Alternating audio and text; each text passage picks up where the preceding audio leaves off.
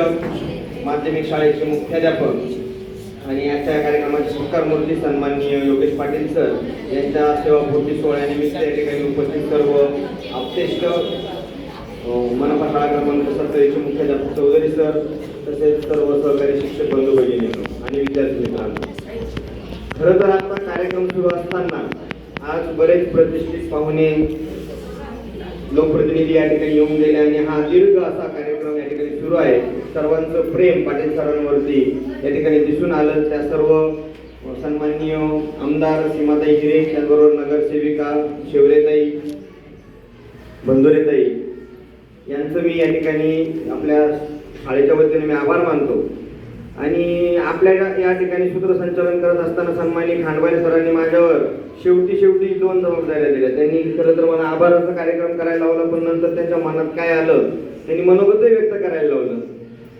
आणि आम्ही त्यांचा स्वभाव जाणून असल्यामुळे आम्हाला माहिती की कधी कोणावर कोणती जबाबदारी टाकून देतात, काही पण बोलायला लावतात, काही करायला लावतात. आणि पाटील सरांनी गेली 1.5 वर्ष या ठिकाणी या गोष्टीचा अनुभव घेतलेला आहे.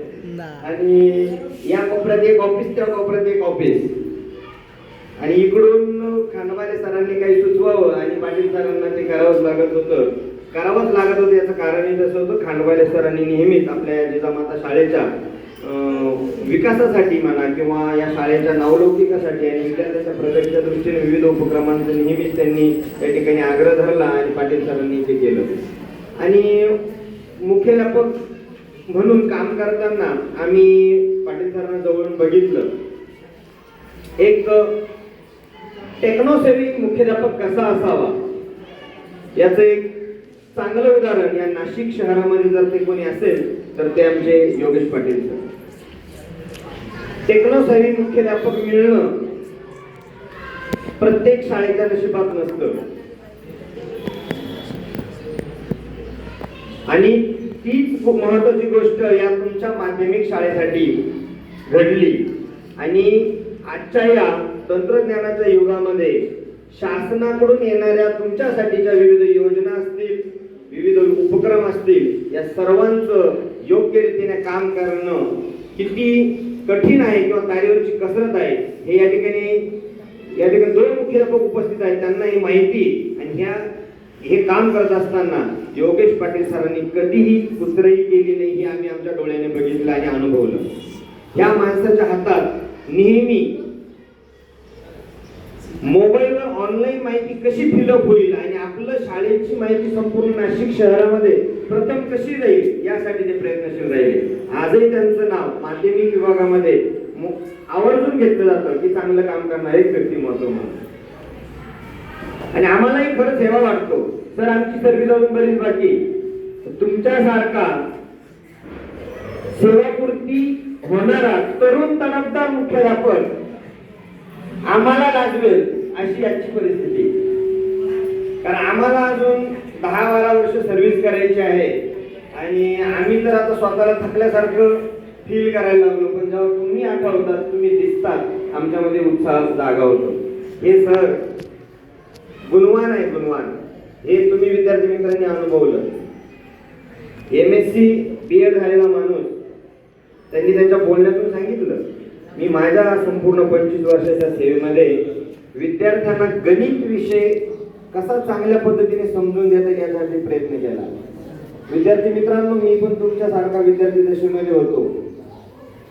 आमच्या बरोबरचे बरेच मुलं सर गणित शिकण्याच्या भीतीने जे पुढे बसत असतील ते गणिताच्या तासाला मागे जाऊन बसायचे, पळ काढायचे, गणितापासून पळ काढायचे. परंतु पाटील सरांनी आल्यापासून गणिताची जी तासिका घेतली असेल त्या टायमाला मला 100% माहिती आहे की विद्यार्थ्यांना ते नक्की आवडलं असेल. आणि मागच्या वर्षीच्या 10वीच्या एका मुलीने अनुभव व्यक्त केला या ठिकाणी त्यांच्या सेंड ऑफच्या कार्यक्रमामध्ये की सर आम्हाला एवढं पोटतिडकीने गणित शिकवायचे ज्याचा फायदा आम्हाला 10वीच्या परीक्षेमध्ये झाला.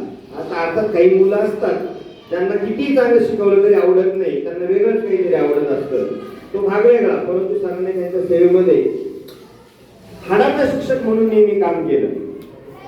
आणि आजच्या या दिवशी प्रशासकीय नियमानुसार त्यांच्या वयाच्या 58व्या वर्षी त्यांना नियमाप्रमाणे या सेवेतून मुक्त व्हावं लागत आहे. मुक्त शब्द याच्यासाठी मी बोललो सर, तुम्ही तुमचं मत काय आहे तुम्ही या ठिकाणी व्यक्त केलं की मी पुढेही या मुलांसाठी येईल. मला स्वतः वैयक्तिक बोलले सर, या शाळेमध्ये या विद्यार्थ्यांना गरज आहे, हे विद्यार्थी खरंच गुणवान आहे, परंतु त्यांना चांगल्या शिक्षकांची नेहमीच गरज राहील. मी जरी या ठिकाणी सेवानिवृत्त झालो तरी मी या मुलांसाठी मोठ्या मनानं रोज येऊन यांना शिकवण्याचं काम करेल, ज्ञानदानाचं काम करेल. मला खरोखर ह्यावं वाटलंय माणसाला. अहो, लोक मोबाईलला घेऊन सुद्धा काम करायला तयार नसतात, परंतु या माणसामध्ये जी सेवाभावी वृत्ती आहे ना, ती वृत्ती त्यांना चूक बसू देणार नाही, हे या ठिकाणी त्यांच्या बोलण्यावरून जाणवलं. जरी ते आज त्यांच्या या सेवेतून मुक्त होणार असतील तरी पण ते त्यांची जबाबदारी सोडणार नाही किंवा समाजासाठी आपण काहीतरी देणं लागतो ही त्यांची निवृत्ती त्यांना गुपचूप बसू देणार नाही.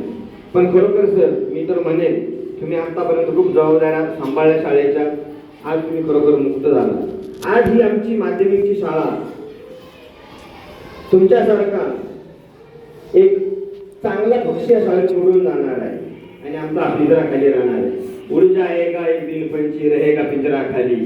आणि आमचा हा पिंजरा तुमच्यासारख्या सुंदर अशा पक्षाच्या उणीवेनं आता रिकामा राहणार आहे आणि ही उणीव कधीही भरून निघणार नाही असं मला वाटतं. कारण MSc BEd शिक्षक सर परत इथे मिळणं आणि लवकर मिळणं ही थोडी मुश्किल गोष्ट आहे, परंतु आम्ही तुमच्या प्रेरणेने या विद्यार्थ्यांसाठी नक्की नेहमी प्रयत्न करत राहू.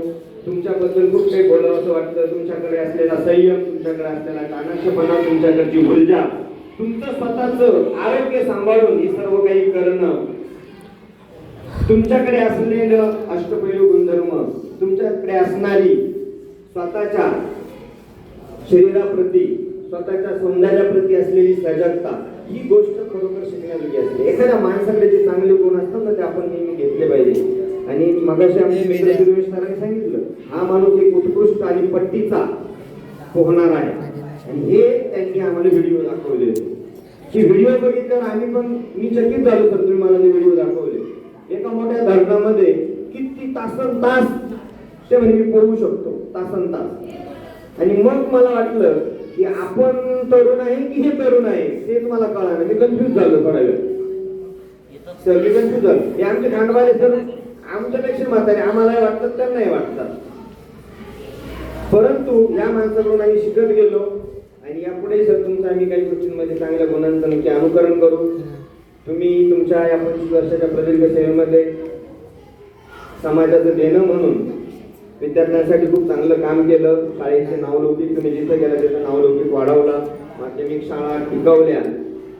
आताही पुढे आज तुमच्यासारख्या लोकांची गरज आहे, परंतु तुम्ही आता आजच्या या प्रशासकीय सेवेच्या याच्यातून मुक्त होणार आहात. तुम्ही तुमच्या कुटुंबाला वेळ द्या, तुमच्या स्वेच्छेनं तुम्ही जगा, तुमचं आरोग्य तुम्ही सांभाळता आले आहात, परंतु देव तुम्हाला पुढील आयुष्य चांगलं, स्वस्थ आणि दीर्घायुष्य देव अशी मी या ठिकाणी विश्वचरणी प्रार्थना करतो. आणि तुमच्यासारखा मार्गदर्शक आणि मित्र आम्हाला नेहमीच लाभो, हे यासाठी की सरांनी कधी मुख्याध्यापकाचा तोरा दाखवला नाही. सर या सरांनी, आता तुम्ही पण नवीन झाले पण या सरांनी कधी मुख्याध्यापकाचा तोरा दाखवलाच नाही.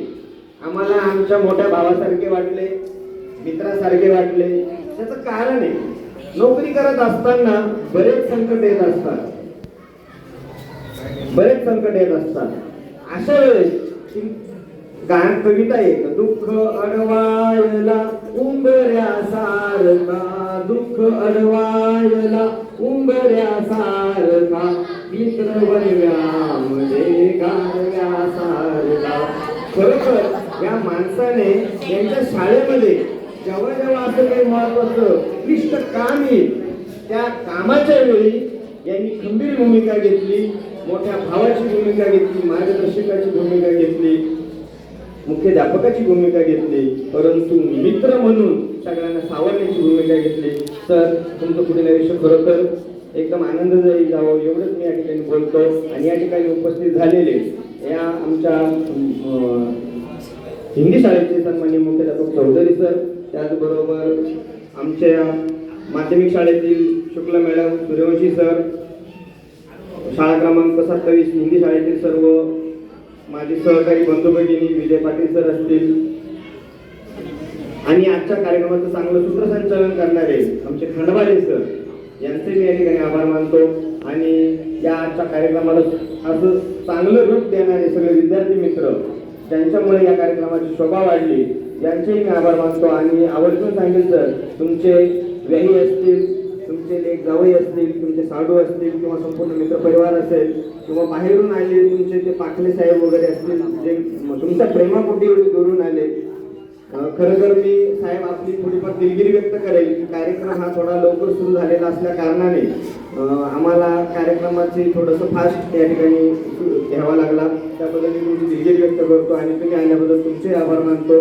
या ठिकाणी कळत न कळत कोणाचं नाव राहिलं असेल या सर्वांचे मी आभार मानतो, कारण कार्यक्रम घेत असताना सगळ्यांची मदत लागते.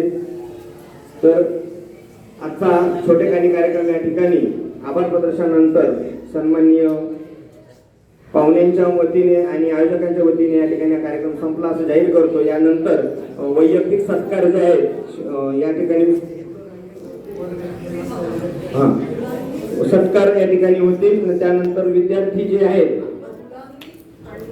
विद्यार्थी सत्कार करतील आणि रांगेने आपल्या वर्गात जातील. तुमचा अल्पोपहाराचा कार्यक्रम तुमच्या वर्गात होईल.